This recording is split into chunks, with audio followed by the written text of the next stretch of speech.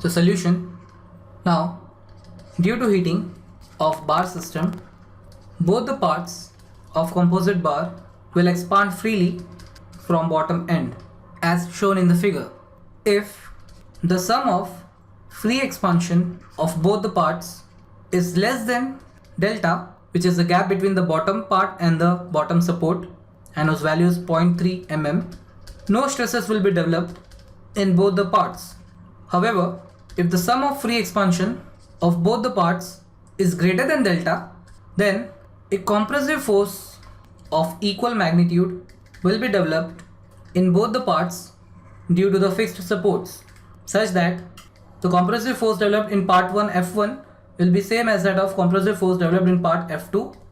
So we have to check whether the sum of the free expansion of both the parts is greater than or less than delta.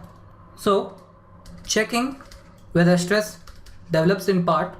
Now we have free expansion in part 1 plus free expansion in part 2 equal to alpha s delta t into L1 plus alpha s delta t into L2.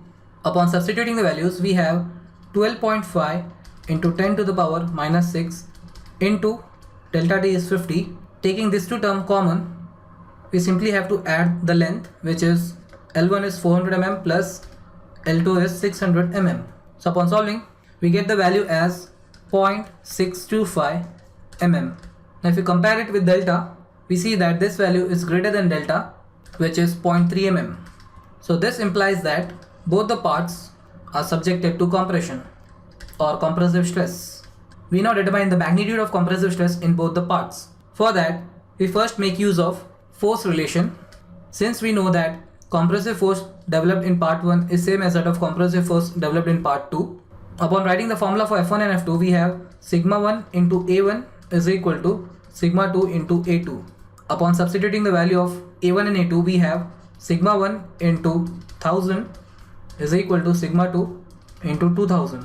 So we have sigma 1 is equal to 2 times of sigma 2. Let this be equation 1. Next we use compatibility relation, which is nothing but deformation relation. Now we know the total deformation allowed in this steel bar system is delta L, which is nothing but your delta, and this is equal to delta L of part 1 plus delta L of part 2. Writing the formula for delta L1 and delta L2, we have delta L1 is free expansion plus expansion prevented in part 1 plus delta L2 is free expansion plus expansion prevented in part 2. We usually take this as positive, whereas we know that since your expansion is prevented, this term will come out to be negative, meaning that the stress developed will be your compressive stress. So now upon substituting the formulas, we have delta L is 0.3 mm is equal to free expansion of part 1 is alpha delta t L1 plus expansion prevented is given by sigma 1 L1 by E plus free expansion of part 2 is alpha delta t into L2 plus expansion prevented is sigma 2 L2 by E.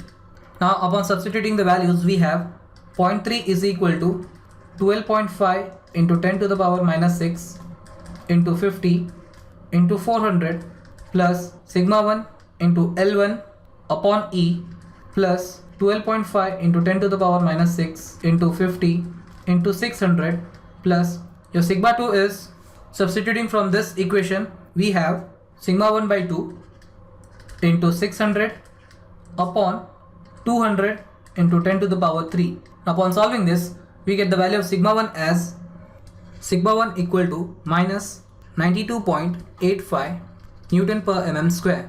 Since sigma 1 comes out to be negative, the stress developed is compressive. Also, your sigma 2, which is given as sigma 1 by 2, is equal to minus 46.42 Newton per mm square. Again, it is compressive stress. So with this, our problem is solved. Thanks for watching in 5 minutes.